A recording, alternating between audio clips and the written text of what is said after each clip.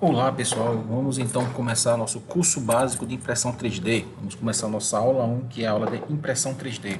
E o que vem a ser impressão 3D? De forma simples, né? Impressão 3D é uma tecnologia que permite a gente criar um objeto físico a partir de um modelo digital.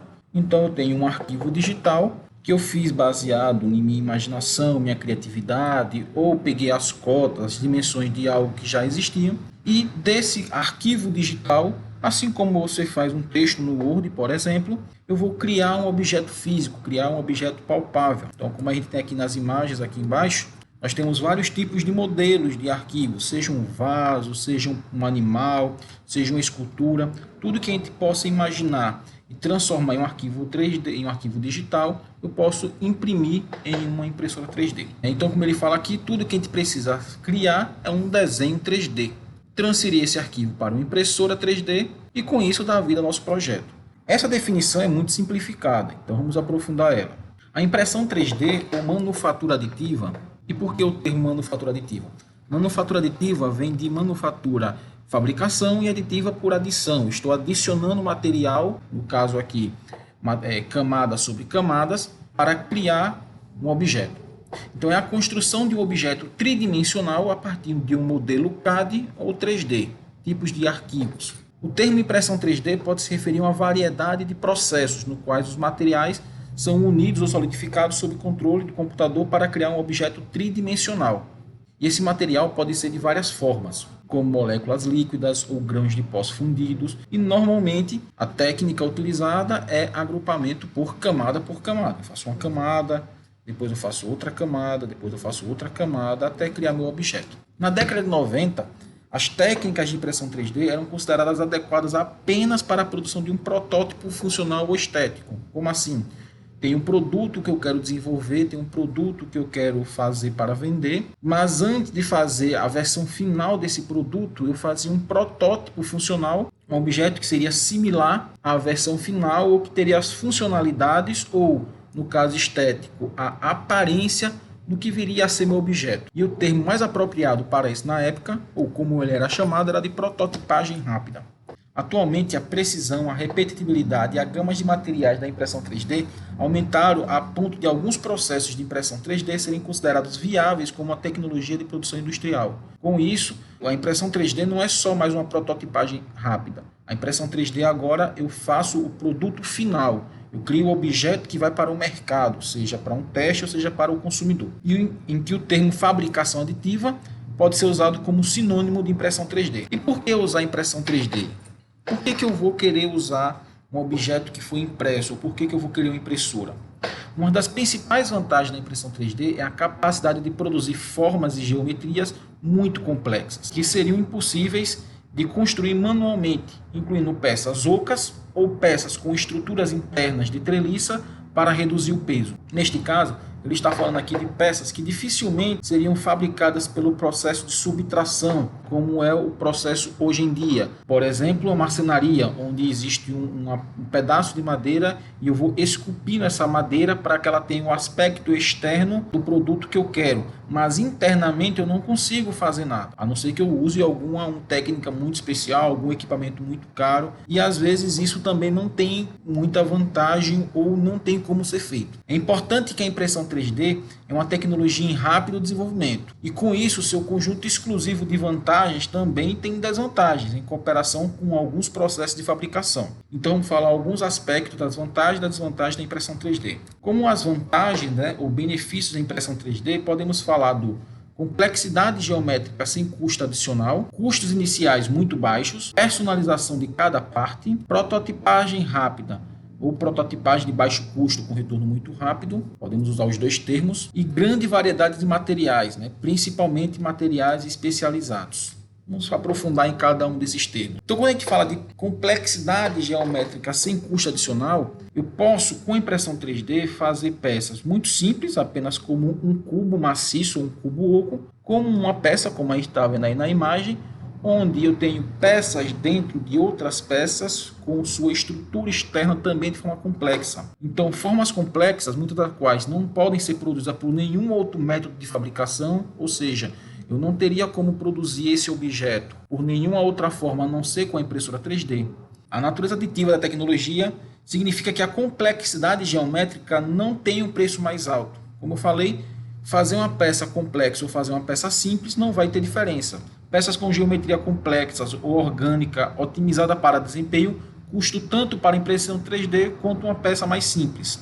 E isso às vezes é mais barato do que fabricação tradicional, pois usa muito menos material. Custo inicial muito baixo. Outra vantagem da impressão 3D. Você com uma pequena impressora ou uma impressora de baixo custo, você já consegue produzir peças simples. Na fabricação tradicional, nós temos uma injetora de material, seja de metal, de plástico. No caso aqui de exemplo, uma injetora de plástico, que para fazer uma peça, para cada peça eu tenho que ter um molde exclusivo. Então aqui dentro eu vou ter a injetora, onde aqui entra o material, aqui vai ter uma rosca sem fim que vai injetar o material no molde, e esse molde em si vai fazer as peças.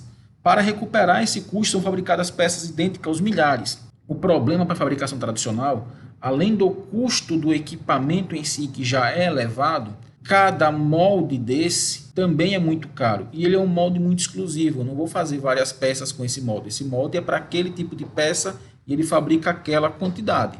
Então, ele só tem o retorno econômico quando eu produzo em grande escala. Como a impressão 3D não precisa de ferramentas especializadas, não há custo inicial, não preciso de um molde, não preciso de uma estrutura gigantesca, o custo de uma peça impressa em 3D depende apenas da quantidade de material usado, o tempo que a máquina levou para imprimir e do pós-processamento. Se houver algum pós-processamento, ou preparar essa peça, ou tiver que fazer algum acabamento nessa peça, necessário para se obter o acabamento desejado. Então esse custo da impressão 3D é só o custo referente a material, custo de energia, podemos avançar em um custo de manutenção, mas mesmo assim isso é muito mais barato do que uma produção tradicional. Personalização de cada parte. Outra vantagem da impressão 3D é que ela permite uma fácil personalização. Como a gente falou, como os custos de inicialização são baixos, é necessário alterar apenas o modelo 3D para criar uma peça personalizada.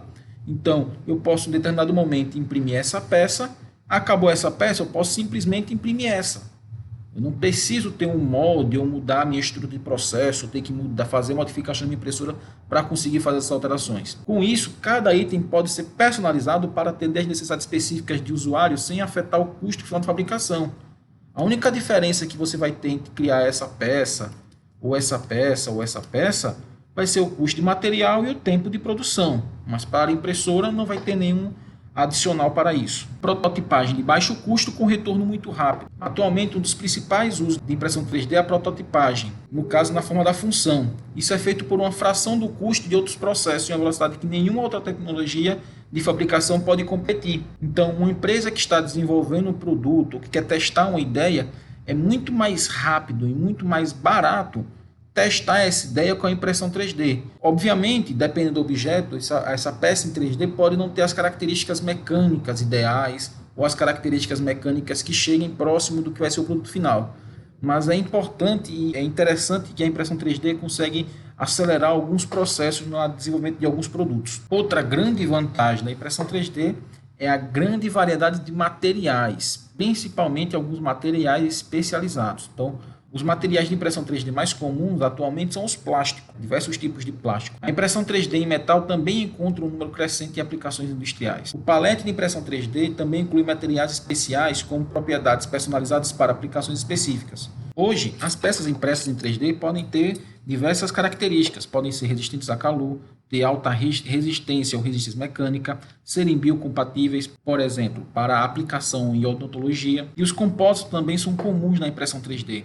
Os materiais podem ser preenchidos com partículas de metais, cerâmicas, madeiras, carbono ou reforçado com fibras de carbono. Isso resulta em peças com propriedades exclusivas adequadas para aplicações específicas. Então, eu posso ter materiais aí compósitos que vão ter mistura entre materiais para atender alguma demanda de engenharia, por exemplo. Mas não só de vantagem da impressão 3D, ela também tem algumas limitações que é importante que quem vai entrar nesse mundo tenha essa consciência. Entre essas limitações podemos falar menor resistência e propriedades do material anisotrópico, menor competitividade em custos e volumes mais altos, precisão e tolerâncias limitadas e pós-processamento e remoção de suportes. A menor resistência da propriedade do material, basicamente, geralmente as peças impressas em 3D têm propriedades físicas que não são tão boas quanto os materiais a granel. Como são construídos camadas por camada, são mais fracas e mais quebradiças na junção das camadas. Então aqui do lado nós temos vemos duas peças onde a cada camada aqui eu tenho o espaçamento de 0,05 milímetros. Nessa aqui eu já tenho o espaçamento de 0,4 milímetros. E o que acontece? Essa camada, e aqui a gente já tem alguns exemplos, algumas possibilidades, elas podem descolar nesse ponto se eu aplicar uma força, né, axial a essa camada. Então se eu aplicar uma força no sentido oposto a essa camada, ela vai se romper exatamente nesse ponto. Por esse motivo, as peças impressas em plástico 3D são usadas com mais frequência em aplicações funcionais não críticas, né? Então, eu posso usar a peça impressa em 3D em plástico em aplicações mecânicas que suportem algum equipamento, mas de preferência que não sejam críticas. No entanto, já existem tecnologias de impressão 3D em metal com excelentes propriedades mecânicas, e em alguns casos, dependendo da tecnologia, melhores que materiais a granel. Por esse motivo, eles encontram aplicações na indústria mais exigentes, como por exemplo a aeroespacial. Menos competitiva em custos e em volumes mais altos. Como a gente falou anteriormente, a impressora 3D tem uma vantagem em relação às injetoras da produção tradicional. Em contrapartida, quando eu quero trabalhar em relação a volume e quantidade de produtos e peças feitas, aí não tem como competir com as injetoras. Então, a impressão 3D não pode competir com o processo de fabricação tradicional quando se trata em grandes tiragens de produção. A falta de uma ferramenta ou molde personalizado significa que o custo de inicialização são baixos. Portanto, protótipos e um pequeno número de peças idênticas podem ser fabricados economicamente. Isso também significa, porém, que o preço unitário diminui apenas ligeiramente em quantidades mais altas, no modo que as economias de escala não podem entrar em cena. Então, numa impressora 3D, imprimir uma peça ou imprimir 10 peças, o custo vai ser aproximadamente o mesmo. Você não vai conseguir economizar muito, mesmo produzindo muito mais peças. Diferente da injetora, que eu tenho a velocidade do processo industrial, a robustez do equipamento, a construção do molde, que esse custo aí a mais vai começar a aparecer na produtividade. Precisão e tolerâncias limitados. Então, a precisão das peças impressas em 3D depende do processo da calibração da máquina, e a gente poderia falar que também depende da máquina. E normalmente as peças impressas em impressora 3D tipo FDM, que é a mais comum e aqui vamos falar com maior evidência nesse curso de mesa, tem a menor precisão e são impressas com tolerâncias de mais ou menos 5 milímetros, 0,5 milímetros, né? E significa que se você projetar um furo com diâmetro 10 milímetros, seu verdadeiro diâmetro após a impressão pode estar entre 9,5 e 10,5 milímetros. Claro que isso aqui depende muito da impressora, depende muito da tecnologia. Tem impressoras que têm uma precisão muito maior, tem impressoras também que têm precisão muito menor. Depende da necessidade de cada um. Outros processos de impressão 3D oferecem maior precisão. É importante ter em mente que esses resultados só podem ser alcançados após a utilização de recursos específicos de uma peça bem projetada. Outra coisa importante é que não adianta a impressora ser boa se o objeto 3D não foi bem feito, provavelmente a impressão também não será bem feita. Pós-processamento e remoção de suportes. Outro ponto muito importante da impressão 3D, principalmente do tipo FDM. As peças impressas raramente estão prontas para serem usadas. Elas geralmente exigem uma ou mais etapas de pós-processamento. O que vem a ser esse pós-processamento? O pós-processamento é fazer o acabamento da peça, é fazer algum lixamento, alguma coisa para deixar a peça na versão de ser utilizável, seja como protótipo, seja como venda. Por exemplo, a remoção de suportes é necessária na maioria dos processos de impressão 3D. As impressoras 3D não podem adicionar material ao ar livre, portanto, os suportes são estruturas impressas com as peças para adicionar material sobre uma saliência ou ancorar a peça impressa no formato da construção. Então aqui, por exemplo, nesse modelo de cachorro, eu não tenho como imprimir essa parte aqui do focinho simplesmente no ar. Por quê? Porque o filamento está saindo aqui, ele não tem como imprimir solto. Então eu tenho que ter essas estruturas aqui, né, que são os suportes, que vão sustentar, né, essas partes. Quando removidos, geralmente deixam as marcas. Por que vão deixar marcas? Porque isso aqui foi impresso junto com a peça. Claro que existe espaçamento, mas mesmo assim vai ter o contato. Ou manchas na superfície das peças com as quais entram em contato. Essas áreas precisam de operações adicionais, como lixar, alisar, pintar, fazer algum processamento para obter um acabamento superficial de alta qualidade. E quais são as etapas da impressão 3D? Em quantas etapas nós separamos? Basicamente, vamos separar em 5 etapas. Primeira etapa, criação do arquivo ou do modelo 3D, ou aquisição desse modelo, que seja. Eu já tenho esse modelo, eu tenho que ter o modelo 3D. Segundo, eu tenho que ter a geração do arquivo STL. Claro que eu posso já criar o arquivo, né, de formato LSTL, mas se eu não criar, eu vou ter que fazer a conversão ou gerar o arquivo STL. Terceiro, gerar o arquivo G-Code. Esse arquivo G-Code é o arquivo que vai ser lido pela impressora. Então, a impressora recebe o arquivo G-Code. Então, você vai fazer a criação em algum software de modelagem 3D, que provavelmente vai salvar em um formato específico dele. Disso, vamos gerar o arquivo .stl. Esse arquivo STL vai entrar no software fatiador, vai gerar o G-Code. Do G-Code, eu vou jogar para a minha impressora, vai ser minha quarta etapa. E por último, eu vou ter meu objeto pronto, podendo ou não fazer o pós-processamento. Vamos analisar cada uma dessas etapas. A primeira etapa é a etapa de ter um modelo 3D. Nesse caso, vamos aprofundar isso na aula 3. Então, o que é um arquivo 3D? É um arquivo eletrônico que representa um objeto tridimensional. Ele é criado por meio de modelagem 3D. Formatos comuns desses arquivos 3D são .stl, .bj, .skp e por aí vai. Depende muito de qual software você usou para fazer esse arquivo. O arquivo STL é o formato de arquivo que é amplamente utilizado para prototipagem rápida, de manufatura computadorizada. O arquivo 3D STL descreve apenas a geometria de superfície de objeto de 3 dimensões, sem representar cor, textura ou outros atributos comuns em modelos CAD. Os modelos CAD são exportados como arquivo STL e depois importados para um programa Slicer, que vai ser o programa fatiador que vai preparar nosso arquivo STL. Então, vocês podem ter um software que já gere o arquivo STL direto, mas geralmente eles vão trabalhar em cima das suas extensões padrão. Claro que a gente depois exporta esse arquivo para STL para poder fazer o fatiamento. A próxima etapa vai ser a etapa de criar um arquivo STL, ou fazer a modelagem, que vamos aprofundar na aula 4 e 5.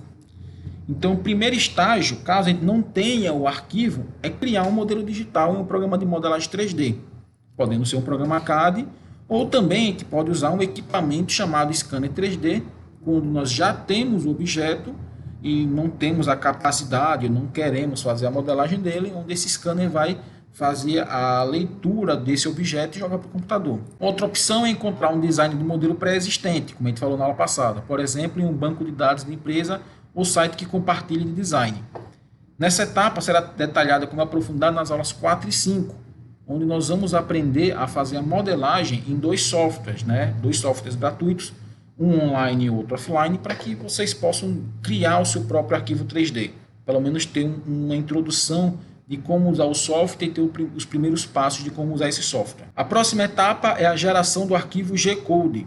Então, a etapa do arquivo G-Code é importar o design para um software de fatiamento de arquivos 3D. Então, nós fizemos o arquivo STL, nós já temos nosso modelo 3D que já exportou o arquivo STL, e nós temos que preparar esse arquivo para ele ser enviado para a impressora.